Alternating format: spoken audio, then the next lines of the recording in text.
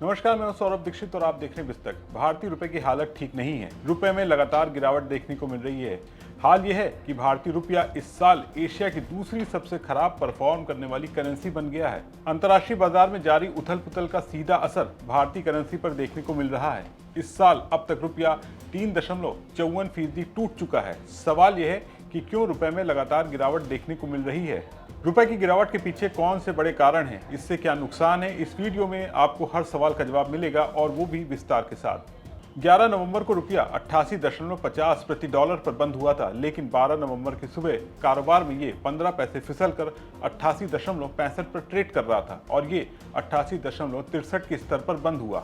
विदेशी मुद्रा कारोबारियों के मुताबिक यूएस इंडिया ट्रेड डील को लेकर बनी उम्मीद ने रुपए को कुछ हद तक सपोर्ट दिया, लेकिन डॉलर की मजबूती के कारण दबाव बना रहा। अंतर बैंक विदेशी मुद्रा विनिमय बाजार ने रुपया 88.61 पर खुला और बाद में 15 पैसे टूटकर 88.65 पर आ गया।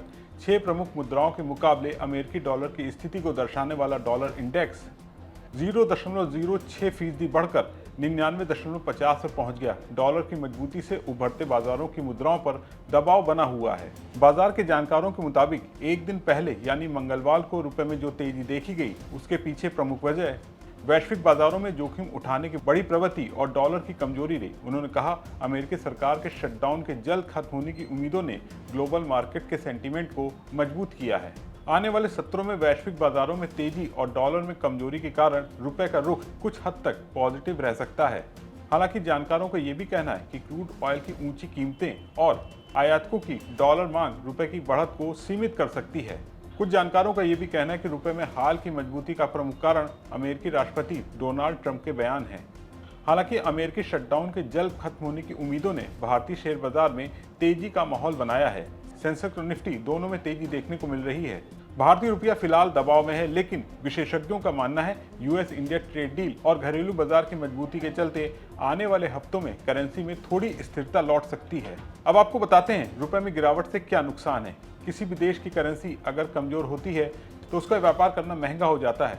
इंटरनेशनल मार्केट में चीज़ों के दाम बेशक कम हो जाएं, लेकिन उस देश के लिए वो बढ़िया खबर नहीं मानी जाती। कुछ ऐसा भी अभी फिलहाल भारत के साथ भी है। अगर रुपए में गिरावट बरकरार रही तो बाजार को तगड़ा डेंट लग सकता है। रुपए के कमजोर होने का सीधा असर महंगाई पर पड़ेगा। इससे हाई इन्फ्लेशन का खतरा गहराता जाता है। रुपए के कमजोर होने से लोगों को इलेक्ट्रॉनिक्स, मशीनरी और कच्चे माल जैसी आयातित चीज़ों के लिए बढ़ी हुई कीमत चुकानी पड़ती है। इससे कंपनियों का मुनाफा कम हो सकता है और ग्राहकों की खरीदारी की ताकत कम हो सकती है।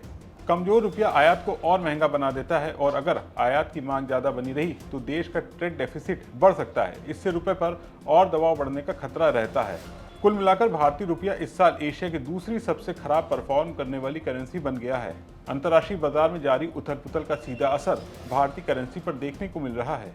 इस साल रुपया अब तक 3.5% से ज़्यादा टूट चुका है। आप रुपए की इस गिरावट पर क्या सोचते हैं, कमेंट करके जरूर बताएं। अगर आपको ये वीडियो पसंद आया हो तो इसे ज़्यादा से ज़्यादा लाइक करें, शेयर करें और बिजनेस जगत की तमाम बड़ी खबरों को देखने के लिए बने रहें बिस्तक के साथ।